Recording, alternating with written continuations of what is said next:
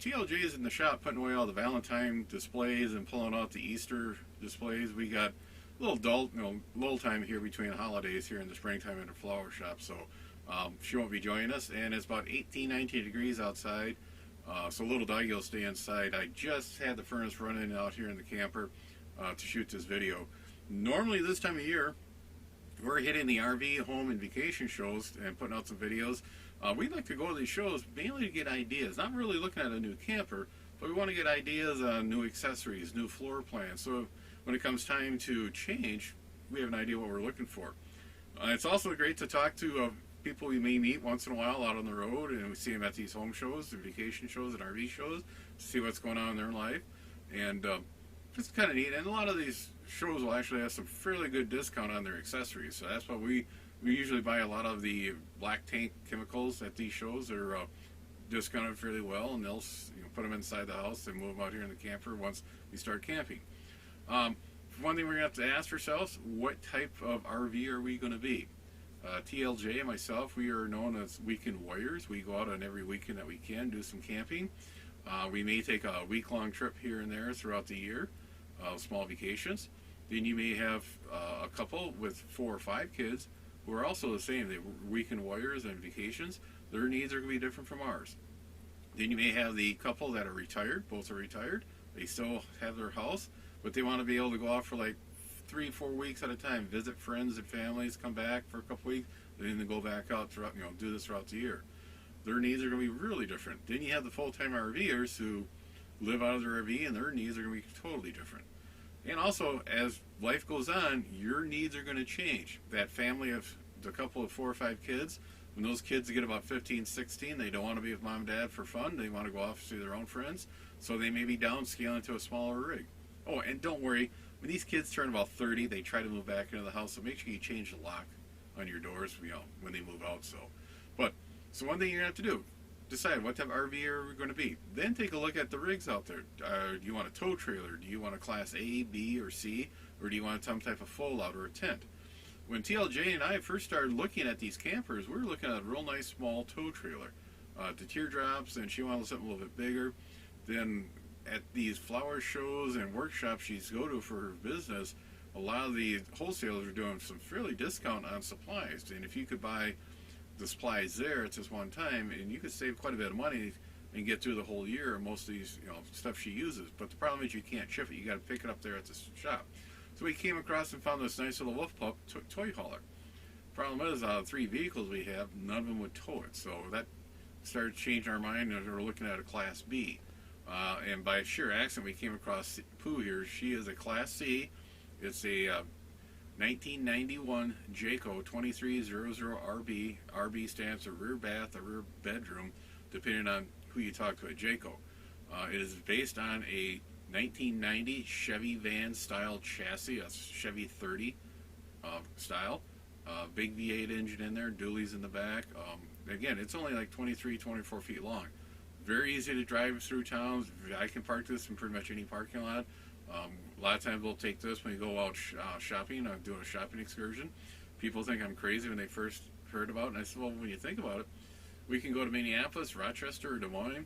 If there's a store that one of us says I want to go into and the other one does, the other one just stays in the camper, watches TV, or reads a book. When it's lunchtime, if you can't find a restaurant where you want to sit down, we'll go find a deli or a small grocery store, pick up some food, find a city park, cook it up here. There's more than enough room to store the stuff that we buy. Then usually when I drive home, she's laying in the back taking a nap. Very versatile. Very, it's a nice little rig. We have different styles out there. Like I said, we got tow trailers, fifth wheels, Class A's, B's, and C's, and fold-outs and teardrops. So you're going to have to decide what would work best for you. What we'll do, we'll walk through here on Pooh and show you what we like about her. You got to remember, there's no real perfect RV. I don't care what a salesman tells you. Throughout your life, throughout your camping experience, stuff's going to change. Your needs are going to change, and you just got to flow with it. That's one nice thing about campers. You can always change stuff in them. The thing to remember in your rig, your RV, is space is a premium. It doesn't matter if it's storage space or living space. You got to really plan it out, think how you're going to use a certain area for living or for storage, or a little bit of both. And if you can get that area to do double duty, you'll actually give you more versatility in using that rig and make it a more enjoyable stay. Good example would be is this dinette. During the daytime, it's a nice little area. You can sit, eat, talk, and at night it folds down to a bed. Up front here, the captain chairs for the driver can spin around, but the steering wheel is in the way, so you can only go so far. But the passenger seat can completely spin around, and along with this little chair, it makes a nice little area that you have two people here and a couple people over here in the dinette, and it's a nice little seating area. Why is all the seating up front important, especially close by? Is granted, when you're out camping, you want to enjoy the great outdoors.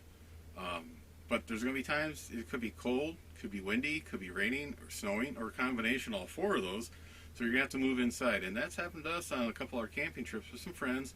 Had a little thunderstorm popped up, so we moved in here, broke out a plate of snacks, worked on the radios as the storm went through, had a lot of fun.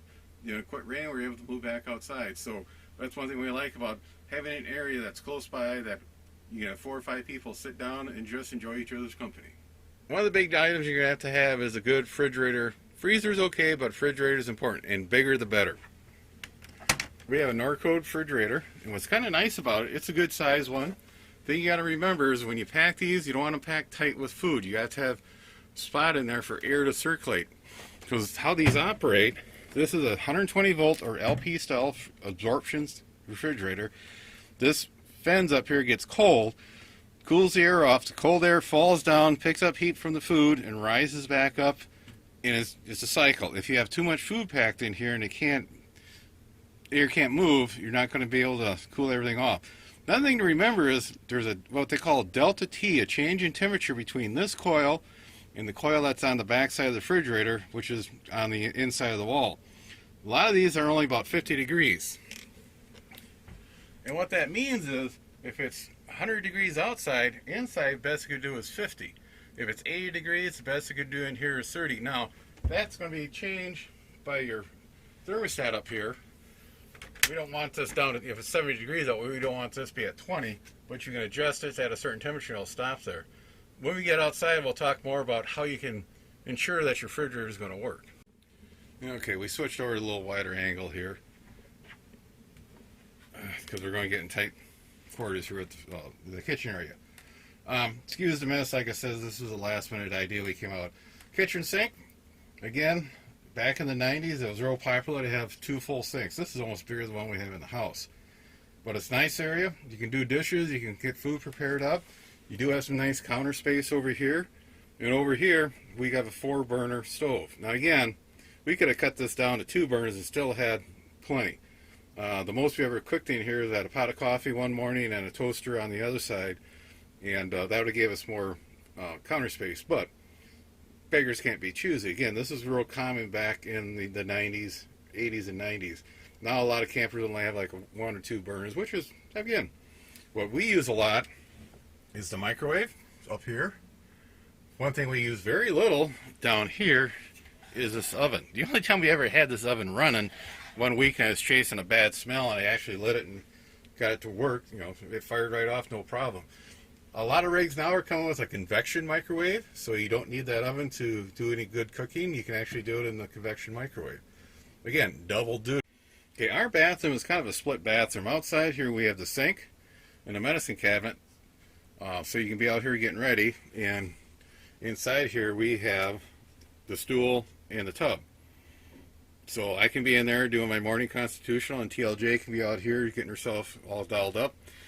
We've never really used this shower tub space for what it was designed for, because if you notice on the back, there is no wraparound. That's actual wallpaper, and you know, just like the rest of the camper, so it'd be kind of hard to take a shower and not get that wet. To be spending more time making sure you got the water going straight down or wiping everything down. TLJ wants to actually rip all that out, and as soon as she starts talking about it, I grab the Sawzall and the hammer, and then she changes her mind. What she wants to do is take this out, put it in some shelf for storage. I'd like to take the water line and run those to the back wall and pick up one of those outdoor shower stalls, you know, so you can actually use that to wash off the dog or your feet when you come back from a hike. So, again, split bathroom. When we first got this, we thought, oh, that's not going to work. But boy, when we got and started using it, that's the one thing we're going to have to make sure we have if we ever replace this rig. Okay, permanent bed. Again, this is not what I like, and TLJ's kind of agree with me.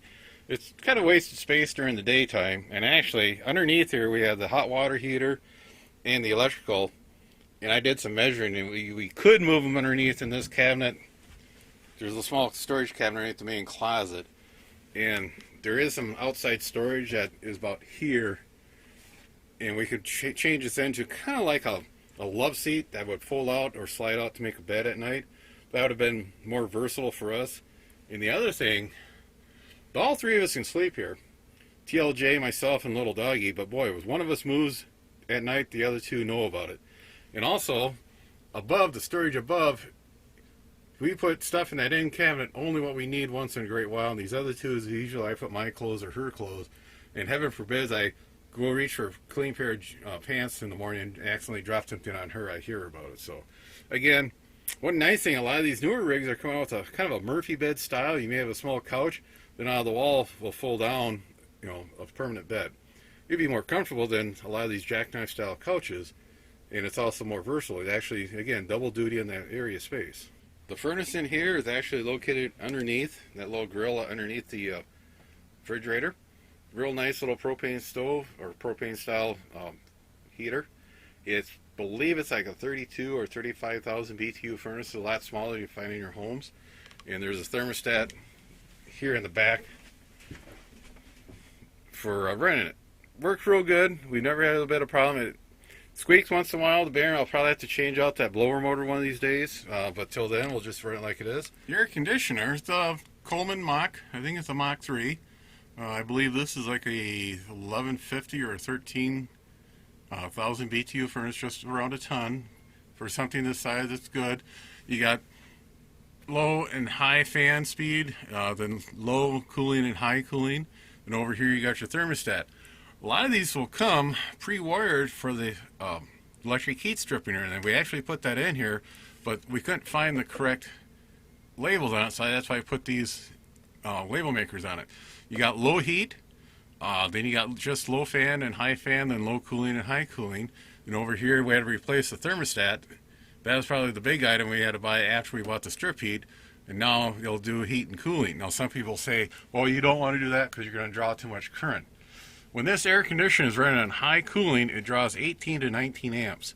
When you have it set for low heat, it's only drawing about 15 to 16 amps. It draws less current. You can't walk into a camper like this when it's 40 degrees and fire it up and expect it to warm up like the gas furnace did. It's mainly intended to take that chill off the air in the morning or in the evening. Last fall, our last camping trip, we had very little propane, and we had shore power. So as soon as we got it, we turned it on. It kept the camper, matter of fact, it kept it nice and warm, and TLJ nudged me like at 2 in the morning when she was too warm. It was like 85 degrees in here. It does a real good job it's a slow progress of raising the temperature or holding the temperature. That night, it got down to 24 degrees. When we checked in, they told us not to hook the hose up or unhook it after we go to bed. And they went around and cracked all the water faucets open a little bit throughout the campground to ensure they didn't freeze out the system. But we stayed nice and warm in here, never did burn off the rest of our propane. Okay, we moved outside here. We're going to, hopefully this fan behind us is not too loud. We'll get moving on here. A couple things we got to talk about here. On this side, the passenger side of the rig, they always call this the camping side. This is the side you camp on. On the driver's side, they call this the business side, because everything on this side you use to set up the camp. Then on the other side, the camping side, this is what we use to camp. And don't worry about all the snow and stuff, and it's only 18 degrees out. Just pretend that it's May, it's 70 degrees, everything's nice and green, and yeah. This first bay is the actual LP tank. Most Class C's, you'll find out they'll have a permanent mounted propane tank. You can't remove it to get it filled. Unlike your fifth wheel, your travel trailers, and your B's, you may have a 20-pound or a 30-pound cylinder. I don't know why they do this. I think this would be a very good place to put like somewhere on a Class C, a small tank like that. It would just make life easier when you have to get propane. One thing you should have is a good awning. Doesn't matter if it's manual like this one or if it's electric. The awning is going to be real important to keep that sun off the sides of your camper, because once that sun hits the side, that metal wall is going to heat up. Behind this door is the back side of the refrigerator. So if you have your awning out and the sun's not shining on this wall, it's not going to get too warm. It's going to keep that second coil a lot cooler, which means your camper refrigerator is going to stay a lot cooler for your food and your pot. One thing you can probably hear, our furnace here, is running. It's a little noisy and you can't smell it, but it stinks a little bit. This pulls in fresh air here, runs through the combustion chamber, it comes out here. Same with the hot water heater down here. When this is running, it's pulling in fresh air in, running through the combustion chamber, and it's discharging it out. It's a little noisy, a little stinky, and I believe that these two items should be over on the business side. Wheel covers, again, if you move around a lot, you may not have time to put them on, but when we're here and she's sitting more than a day, I always try to put the wheel covers on. This bay has a lot of the stuff we use for camping. The ground cover, the lawn chairs, the grill, and the firebox. We'll walk around the back here and everybody says, oh wow, we got a ladder, I can go up there and watch races. Bad idea. You really don't want to be walking around on top of your camper. If it's wet, the air conditioner's running, or it's rain, that surface is going to be extremely slippery, and I hate to hear anybody who's falling down and actually landing on the roof vent or the TV antenna or the air conditioner and getting injured, or worse yet, flopping off the side of the camper and really ruining your weekend and even more. And even just walking on top of that, your weight's going to push that roof material down. If you get close around like something that's penetrated the roof, a vent pipe, a roof vent, air conditioner, TV antenna, you're going to run the chance of breaking that silicon and membrane, that silicon paste that's between the roof material and whatever's penetrated the roof, and now you got a water leak possibility. So you want to be careful. When I do my inspections, any type of repair work, I have a couple long extension ladders or step ladders. I can set them beside the camper and get up and down that way, or work from the ladder on the stuff. Very seldom I actually up there on top of the camper, so only when I gotta be. We got a nice new cover for the spare tire. Again, you want to keep that covered up so the sun doesn't rot the material. Now we'll come around here on the business side. We have a place to hook up our shore power. We got our holding tanks and black water tank, dump station, our dumping area, fuel for the rig. This door here is the battery, the coach battery. Then we got a spot for the city water connection and filling our main water tank. The little door beneath it, it's a small storage area. I got 3 totes in there. One tote is a black tote for black water work. I have all the accessories I need to dump the black tanks, except for the stinky slinky, that's down there in the bottom. I got a small tote that we use all the electrical connections and dog bones. Then the last one is full of adapters for water. And also we keep in there the chemicals for the black tank when we're doing. This cover here, previous owner actually knocked a hole in the side and they put that in there to cover it up. Good idea. Took me a couple days to figure that out. And this storage spot here is mainly used for when we set up camp. The leveling blocks, the surge suppressor, satellite dish, stuff like that. Then this little flapper down the bottom, that's where we hook up the satellite dish. Now one thing that you can add onto that's really easy are these little levelers here and here. You get out of the camper, I can look at those, I can tell you how many blocks I'm going to need under which tire. Really makes it fast to make these changes and get the camp going. A lot of accessories you can do on your camper. A lot of the newer ones will have what they call like a wet bay, where you have access to all your water and your drop valves, your dump tank valves on your black and your gray tank. On these older ones, there's a previous video where I put these tank washers on. This was for the black tank, this is for the gray tank. I hook the hose up there, start washing the tanks, rinsing them up, stirring them up, then I dump them. It works really good for that. Another thing that is the stinky slinky holder in the back. Instead of putting that in the square bumper, a lot of times going down the road, that stinky slinky will move around, so you may have to fish it out. We'll come around on this side. Down in here, I don't want to crawl in the snow, but I actually put a quick connection on the gas line, and we got a bracket here and there's one on the back. This is where the gas grill goes, and it connects into the LP system on board. One that we really like is this handle. We picked this up one year at a shop, a trade show. It works real good for us getting out, and a lot of you guys seen the video on this when we install it. This is one of those solid steps. It's very nice. It makes getting in and out of here a lot easier. Even though my label was on upside down, we got it now, it's pretty much all falling off. Another thing that we're put on, we got a handle here and another handle here, so when you're coming in and out of the camper, it makes life so much easier just by holding on, getting yourself steady. You may have a handful of stuff, paper plates or food or little doggy in your hands, and it's just easier to come in and out. One thing that we put on is this new window in the door. It's got a little blind you put up, and that's clear glass. Very easy to install. That was like a 2-hour plus, putting it on. I just took my time, and TLJ helped a little bit.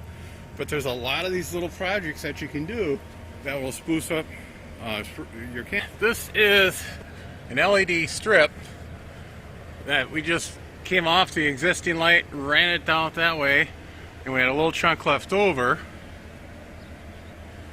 So I ran it here behind the steps. This is really nice at night. We turn this on, it illuminates the area around the steps so you can see to get in and out without any problems. That one up there is very good illuminated underneath the canopy when the awning's out. Another item we've added, get back inside here. First aid kit just inside the door. This is just some simple first aid kit, band-aids, gauze, tape. I think there's a pair of scissors and some other stuff, just something basic. It's just inside the door. You can reach in there. It's held on by Velcro. If I have to, I can come in, or she can come in, grab it, come and patch me up. These two items are actually charge holders.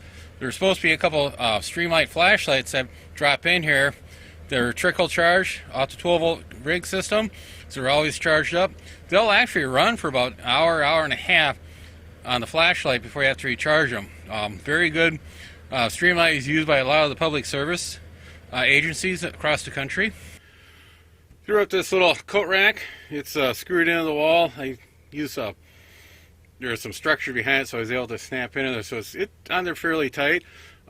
This is just a little indicator for the coach batteries. I can glance here to see what our voltage level is. USB and a cigarette lighter, or 12-volt adapter now. Politically correct. It's no longer called a cigarette lighter. We picked up a pair of FRS handheld radios made by Cobra. They're downstairs in storage, but this is a 12-volt system. It's just tied into the existing 12 volts. It keeps the radios charged up.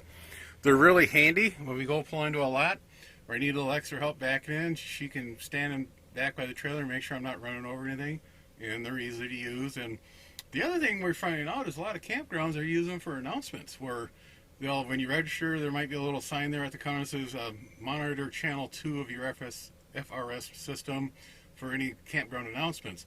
We've heard, the movie tonight is going to be this. There's one time we're at a campground and they announced that there is a storm rolling in that you may want to secure lawn chairs and items outside your campground. Kind of a neat idea. Pretty much, if you're camping, you probably should pick up a pair of those. They're just handy to have. A lot of people use them. It's kind of like going back to the old CB days, but the signal's a lot better because you're on FM instead of AM. Our camper came with 3 roof vents. This one here in the kitchen, one above the bunk, and one in the bathroom. And a few years ago, we put this fan in. It moves a lot of air. Unfortunately, it's extremely noisy. It's single speed. I came across another one that's 3 speeds exhaust and 2 speeds intake. So once you pull that air out, you run this for 10 minutes, it'll cool off the camper fairly well. The idea is we'll run this on high, then back it off to low for at night. We'll move this one into the bathroom and use that in there for obvious reasons. I think everybody should add one of these onto their system. Is one of these little weather stations. There's a lot of different styles. This one will actually measure the wind speed, not direction, but gives us indoor-outdoor temperature and humidity indoor-outdoor. Very nice little setup. You can just look at it and see what it's like outside. Thing to remember is one transmitter up on top of the roof or behind the spare tire temperature sensor can send this information out to multiple displays. If you notice back in the bedroom, there's a couple screws in the wall and up here in front above the coat rack. There's other panels that go there, so when you're in different parts of the camper, you can see what it is outside easily. A lot of times little girls decide, I gotta go now, Dad. Alright, hopefully we didn't get too long-winded. Just trying to get you to think about what type of RVer you're going to want to be, what type of rig you're looking at, if you're going to change anything in the rig, what would work good, what won't work good. It's a pretty good thought process, and we're getting here in February, March. It's going to be getting warmer and give you a chance to get a little cabin fever, start thinking about this stuff. We'll do a separate video on our AV setup. Again, a lot of it's still in storage. I like to pull a lot of stuff out, store it downstairs during the wintertime. We have all the cabinets open. This is how I like to have it in the wintertime. I'll stop out here once in a while, just check on everything, make sure we don't have any water leaks and no critters moving in. So on that, hopefully everybody enjoyed the video. Take care, stay warm if you're down south. Hopefully things will get back to normal. For some of you people who are looking at buying a camper and you just can't get your significant other pushed over the edge to buy one, just a reminder, you know, if we had a camper, that'd be like a lifeboat. So if you did lose power, if we did have to move out of the house for whatever reason, you have a self-contained little system here. And we've done that up here in North Iowa, where we've had to move out here for an overnight due to the fact we lost power one time, and stayed out here, had a little supper, watched TV. Next morning when the power came back on, we moved back in. So it's kind of a nice peace of mind knowing that if we have to vacate the property, we have something we can go to and go somewhere that's safer. So 7-3 everybody, stay warm. Be sure to tell your friends, neighbors, other hams. Subscribe, hit that bell to get notification when new videos come out. Add comments below. 7-3 everybody.